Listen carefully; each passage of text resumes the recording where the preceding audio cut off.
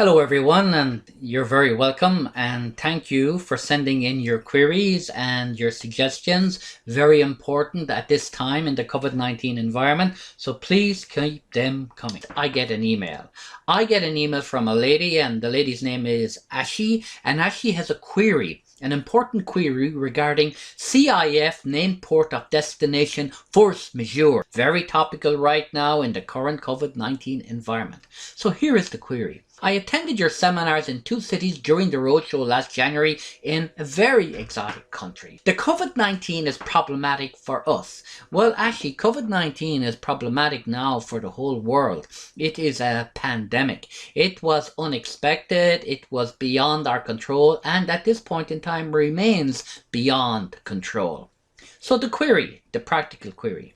We shipped on the basis of CIF, that will be CIF named port of destination, Incoterms 2020 rules, in line with your advices at seminars. Well, actually, don't shoot the messenger, I'm just the messenger. Okay, but back to the query.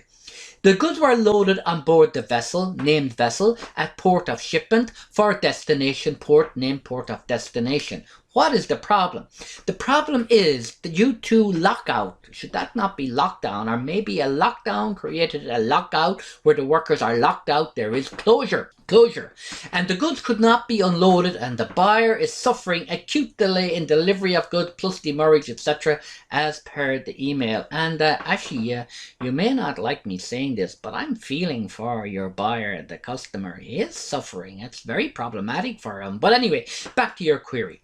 The buyer is holding back payment. Oh, so you now have a problem as a result, as a consequence. The buyer is holding back payment due to force majeure at the port of discharge, which the buyer says is unexpected, beyond his control, as it is a state-driven lockout for health purposes. Now, this is being experienced all over the world, where we have state orders calling for lockdown, lockout, closure, not going to work, and other restrictions, which means goods cannot move in many circumstances, and even documents sometimes cannot move. But that's another question.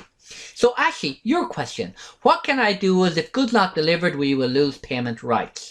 Ashley, a very good question, Ashley, in the current environment, but just for you and for our participants, we're going to zoom in on the problem. There's COVID-19 problematic. Okay, here it is. We shipped on the basis of CIF. Now, I always like to give these queries labels or names. So CIF, named port of destination, we'll call that port B, A-B, port B. The goods were loaded on board the vessel, and we'll give the vessel a name as well for our memory, and the vessel, we're going to call it, the vessel name, the name of the vessel was Vin. Okay, Vin is a short name, and don't forget, short is good. Loaded on the vessel Vin at the port of shipment, and we call that port A for destination to port B. All very, very clear. Due to lockout at port of destination, goods could not be unloaded, and the buyer is suffering acute delay in delivery of goods. I feel for the buyer, he has a real problem. But now for you, the buyer is holding back payment due to force majeure at port of discharge, which he says is unexpected and beyond control, as it is a state-driven lockout for health purposes. Well, actually, let's be clear. If it is a state-driven lockout and closure, it is beyond his control, this particular moment. So Ashley's question is, what can I do as if the goods not delivered, we lose payment rights? I guess that's payment rights under the contract. Well, Ashley, I have some good news for you, and I have some not so good news for you. But first, let's deal with the good news. Your chosen Incoterm is CIF, named port of destination, as agreed in the contract of sale between the seller and the buyer. It's a rule. Under this particular rule, and your query is about delivery, but under CIF, named port of destination, the seller delivers, and you're the seller delivers the goods when they are placed on board at the port of shipment. So you have actually delivered from the time the goods are shipped on board. Delivered. At that point in time, under the rules, the risk transfers from seller to buyer. The problems you've mentioned, and they are real, they're very real, but they're post problems. They're after you have delivered the goods and after the risk has transferred from seller to buyer. Under CIF, if there was a problem after delivery, even if the ship never arrived at the port of destination, that is a risk for the buyer.